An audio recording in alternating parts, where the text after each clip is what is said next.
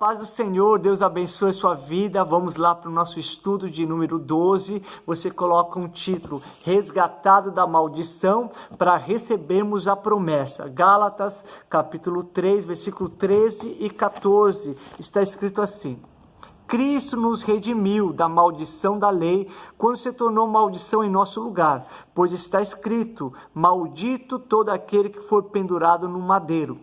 Isto para que em Cristo Jesus a bênção de Abraão chegasse também aos gentios, para que recebêssemos a promessa do Espírito mediante a fé. Ou seja, olha a obra de Cristo naquela cruz. Ele se fez maldito para nos libertar, para nos redimiu da maldição, ou seja, nos resgatou. Estamos debaixo de uma maldição.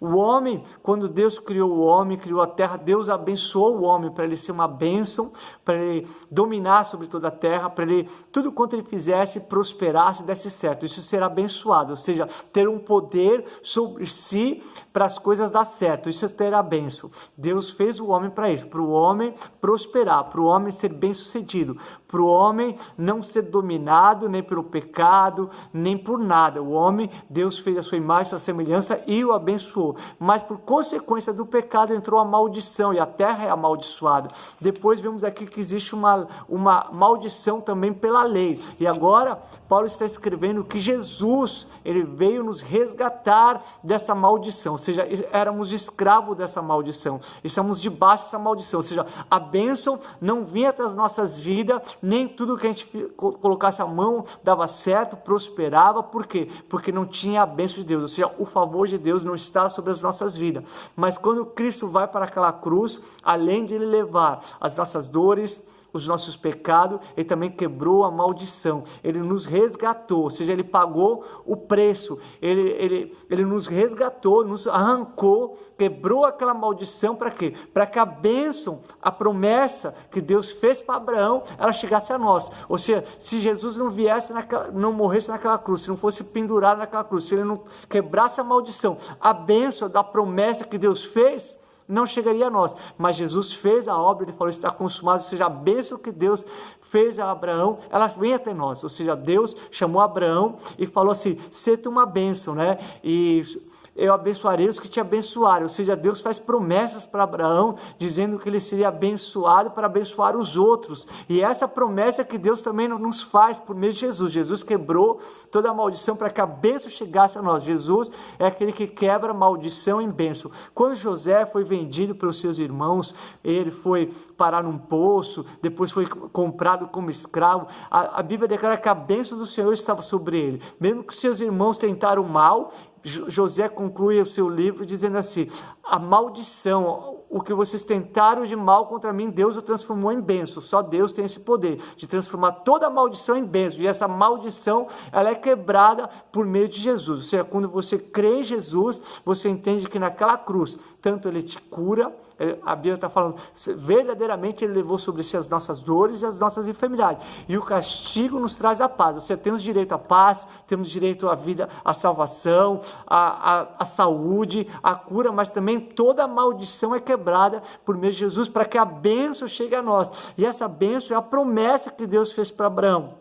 E essa bênção diz assim, para que chegasse também aos gentios, somos nós, para que recebêssemos a promessa do Espírito. Ou seja, recebemos o Espírito porque Deus prometeu. Deus prometeu que nos últimos dias derramaria seu Espírito Santo sobre todos. O Espírito Santo, ele vem para nos marcar. O Espírito Santo vem para nos tomar para ele. O Espírito Santo vem para nos separar. Somos separados por Deus e agora somos selados com o Espírito Santo. Ou seja, quando você conhece Cristo, quando você entrega sua vida para Cristo, você recebe essa promessa de ser selado pelo Espírito e o Espírito Santo passar a habitar dentro de você, né? Ele te transforma, você é uma nova criatura e agora a maldição foi cancelada. Jesus cancelou a maldição para nos abençoar. Então não existe mais maldição sobre as nossas vidas.